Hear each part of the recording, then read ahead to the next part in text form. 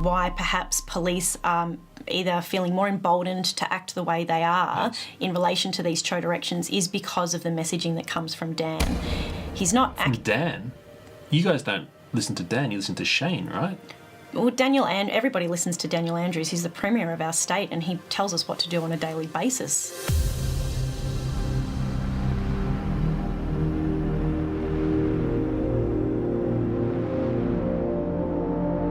I challenge him to do that because if Daniel Andrews is as popular as he thinks he is, then everybody who supports Daniel Andrews can also come out and protest in favour of him. And Victoria Police can facilitate both sides. And let's see where the numbers fall.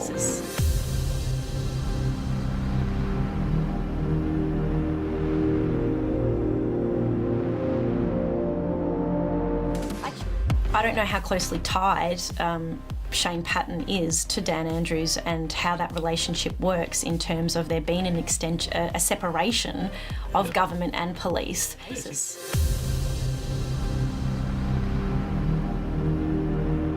really does seem to be that relationship has become more close and more comfortable than the community should be happy with. I think that there's supposed to be that separation.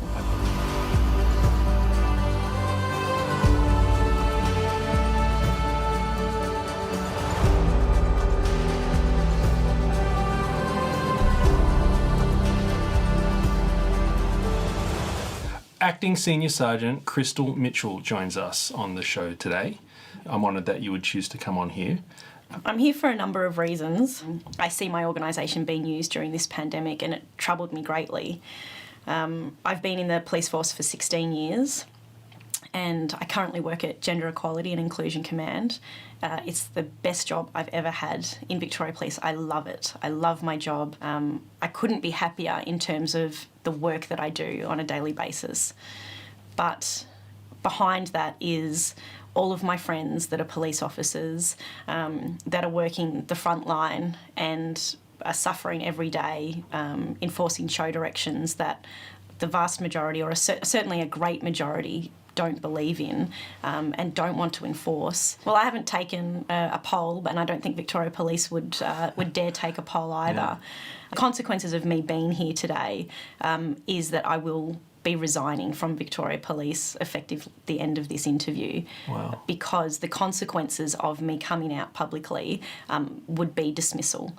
So I'm choosing to quit, and I'm quitting because I can't remedy in my soul anymore the way in which my organisation that I love to work for is being used and the damage that it's causing in the reputation of Victoria Police and the damage that it's causing to the community. My partner and I were out walking during our 2 hours of exercise on the weekend and there were police everywhere. I live in the city. And there was just police everywhere, doing their reassurance patrols, which they're not reassurance patrols. You're not reassuring anybody in the community. You're scaring people in the community. The police don't want to look you in the eye. You don't want to look the police in the eye. There's this air of uncomfortability about it all. Okay, so you're wandering around, you're seeing as a civilian or as an officer, the divide between the community, the trust between community and VicPol has escalated certainly recently.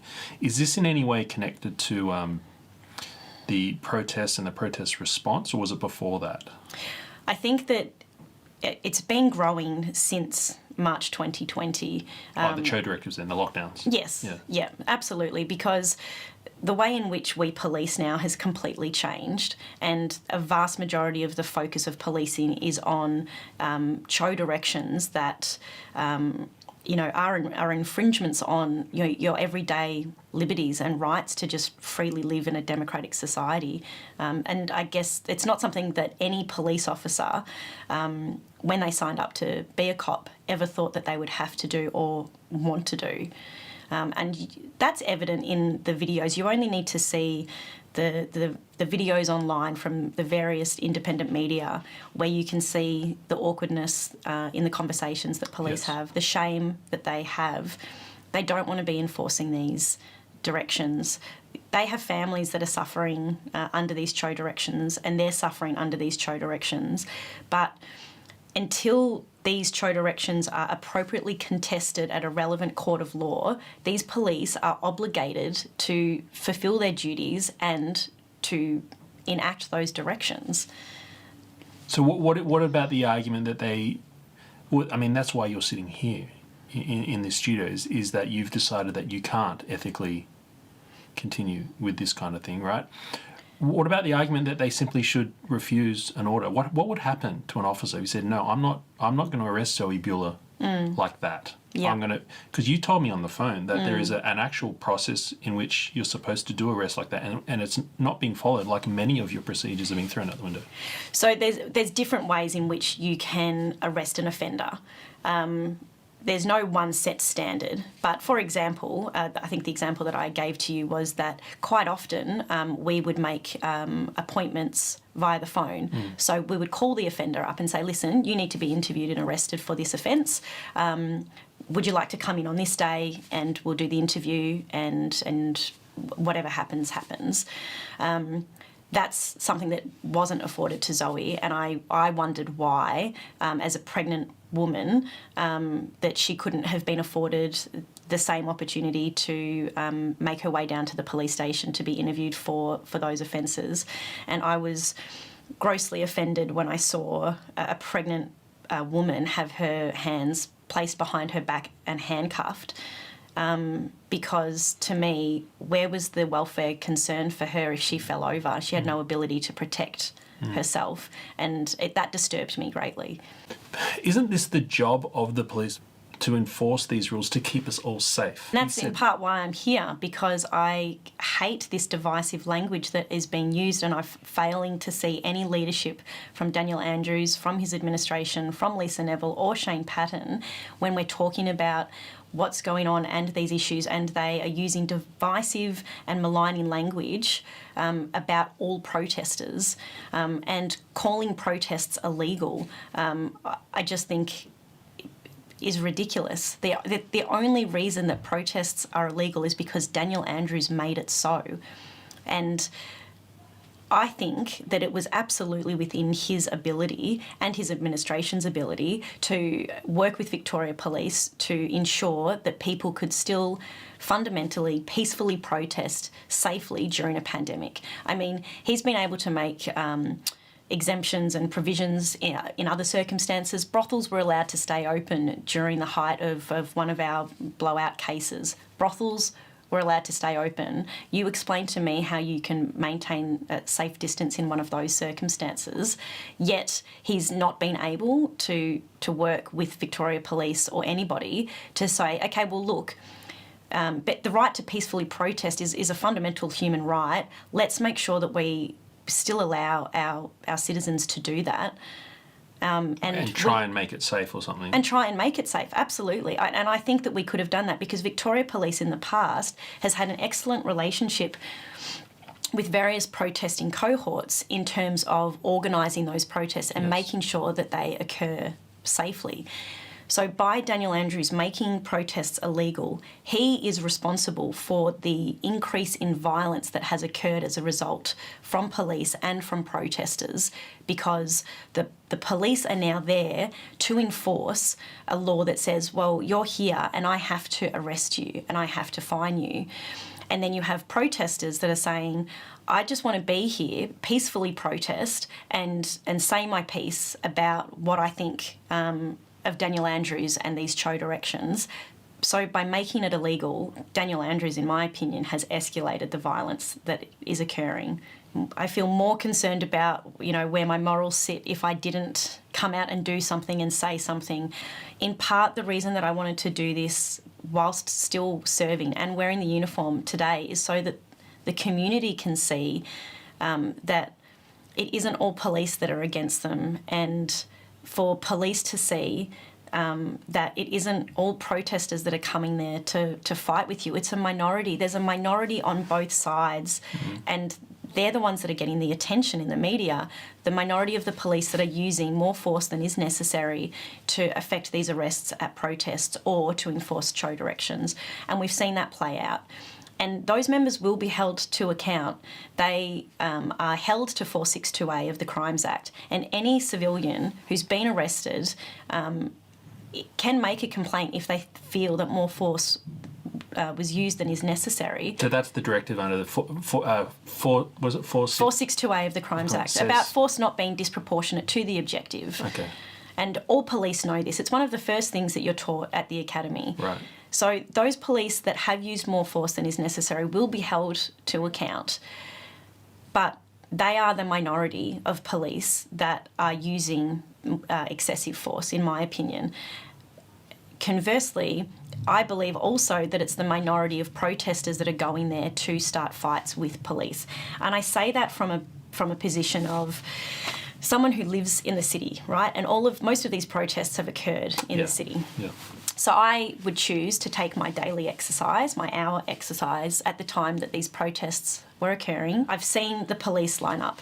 I've seen the protesters protesting. I go and I watch. And what I have observed is that the vast majority of these protesters are there to protest against Daniel Andrews and these Cho directions, and they're doing so peacefully.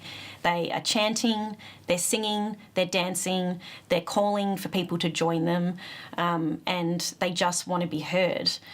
And then there are these cowards, these absolute cowards that are there to fight with police, and they hide in the protest mass with the mums and dads. They hide in the middle, and then when they reach the front of the line where the police have lined up and said, okay, you can't pass this line, those cowards, from hiding within those protest groups, they throw bricks at police faces and bottles of urine and all other types of objects, and they escalate the violence.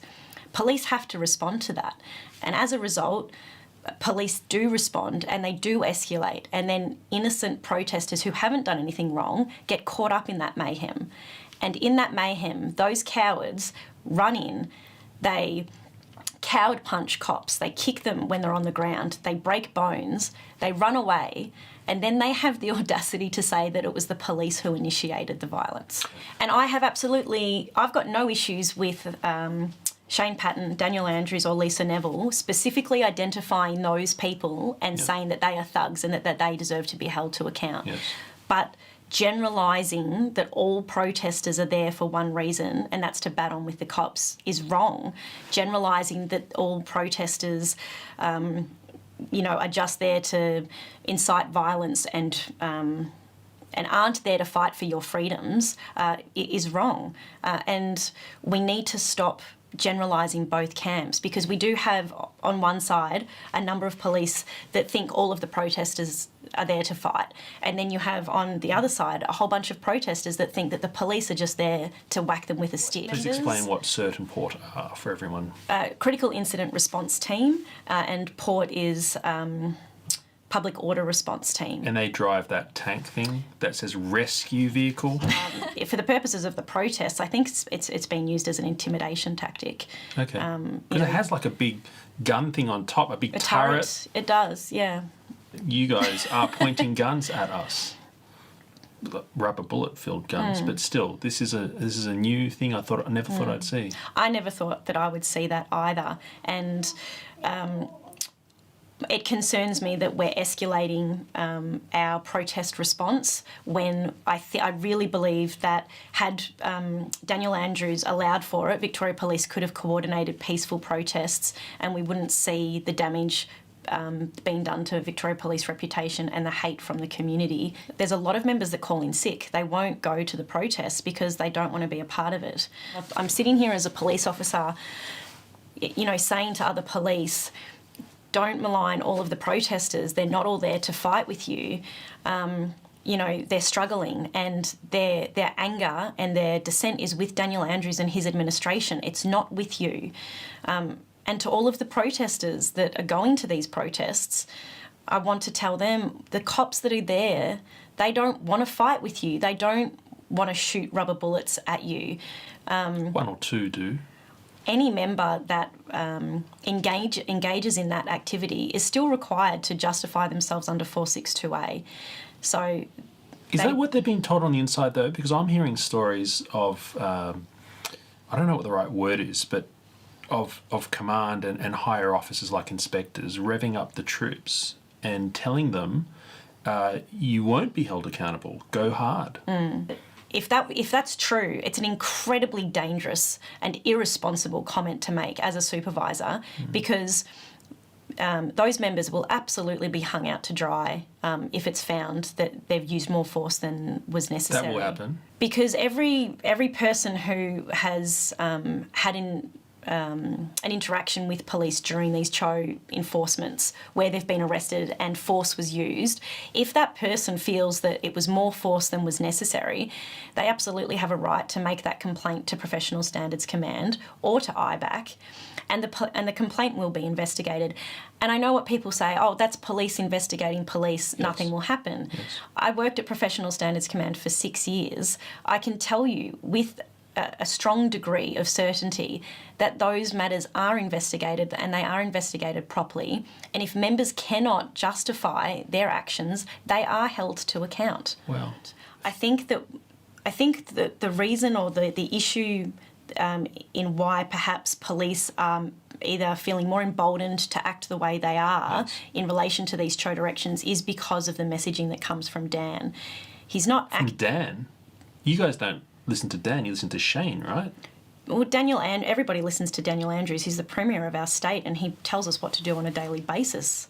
So when you sit and you listen to his press conferences and you hear him in the way he talks about how Victoria Police will come out and act with their authority to do these things, I think that it does create that perception for some police that they're more emboldened, perhaps, to act the way they are. Who's the problem here? I get the sense you're putting the blame on Dan Andrews primarily. I am, yes. Okay.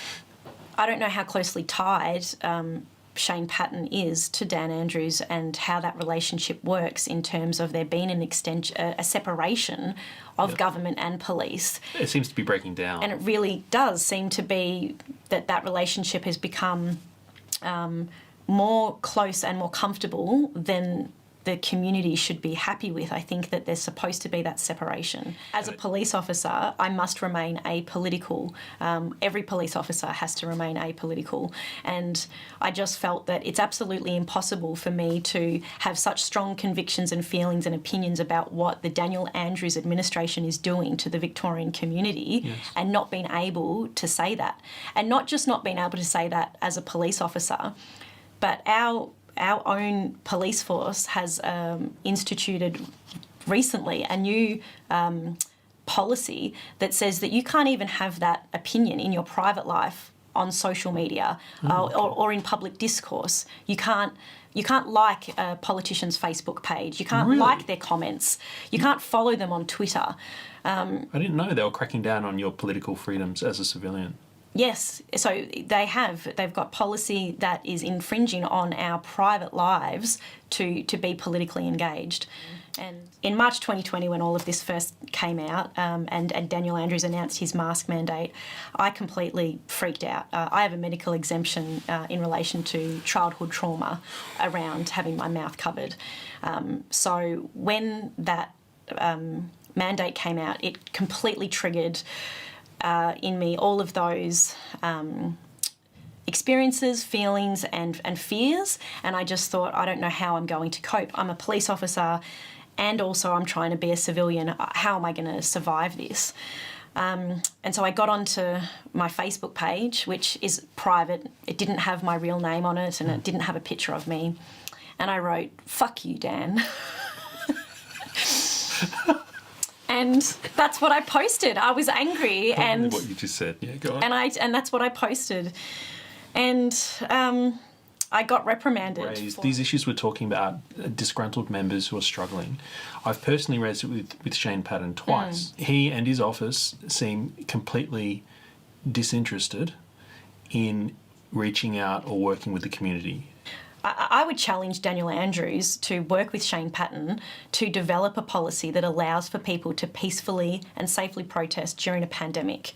And he would say no, he will never do this. I challenge him to do that because if Daniel Andrews is as popular as he thinks he is, then everybody who supports Daniel Andrews can also come out and protest in favour of him. And Victoria Police can facilitate both sides. And let's see where the numbers fall. I'm not sure where Shane Patton goes from here. No, I think that for Shane Patton, having a good working relationship with the community is paramount. I don't know whether or not he's just been swept up in all of the CHO directions and the current enforcement, and so he hasn't had the time to sit and consider the damage that our enforcements of the CHO directions are causing. You know, every single Victorian is suffering as a result of these CHO directions. All right, so you represent a large number of police, something like 200 or 300, who are also similarly concerned about what's going on. Can you tell me about that group, what you're doing, why you're doing it? Yeah, sure. So about a month or so ago, our union, or my ex-union, I resigned from my union a few days ago, so that's the Police Association of Victoria. They released on their Facebook page, it's a private Facebook page just for police members, they released a statement at about 7 o'clock at night, and they said that should Shane Patton or should Victoria Police institute a vaccine mandate, that they would support that mandate. The post itself has had the most traction and the most amount of comments of anything that they've ever posted. Positive or negative or neutral? A mixture of both. Okay. It was entirely... It caught me by surprise, the divisiveness. There were police on there celebrating it, saying, I don't want to work with anybody that's not vaccinated. There were police saying, good, if you don't get the jab, you should get fired.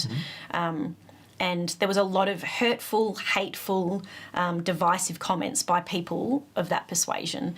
And then there was a whole bunch of other police that were saying, well, hang on a second, you know, people have every right to have vaccine hesitancy, and here's all of these different reasons why, you know, I don't want to take this vaccine right now, and they were just getting ignored. There was repeated requests on the page to get answers from TPAV.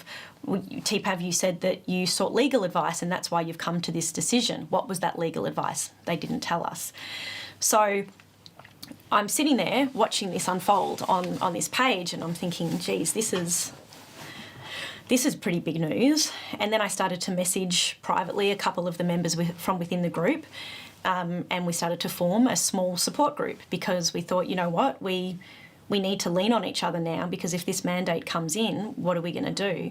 So as a result of the union ultimately creating this situation, we now have this very strong group of current sworn police and PSOs, ranging from senior sergeants down to just graduated from the academy, who are wanting to fight these mandates. And this isn't a position of not wanting to take a vaccine. This is a position of not wanting the vaccine to be a condition of your employment. And we think that fundamentally that is wrong at law. And we are working with some senior QCs and industrial relations lawyers to mount a case in the federal court to argue against these mandates. And that is on behalf of all authorised workers. A vaccine mandate should not be a condition of your employment. I'm concerned if this mandate gets up, that what's next choices. It's ethically wrong to segregate society this way. Yes. Thank you for coming in. I hope that we can be around to support you, what you're doing, and through what you're about to go through. Yeah, this was a first for me, and if I was clear and got a message across that hopefully brings community and police together, then I'd be really happy about that.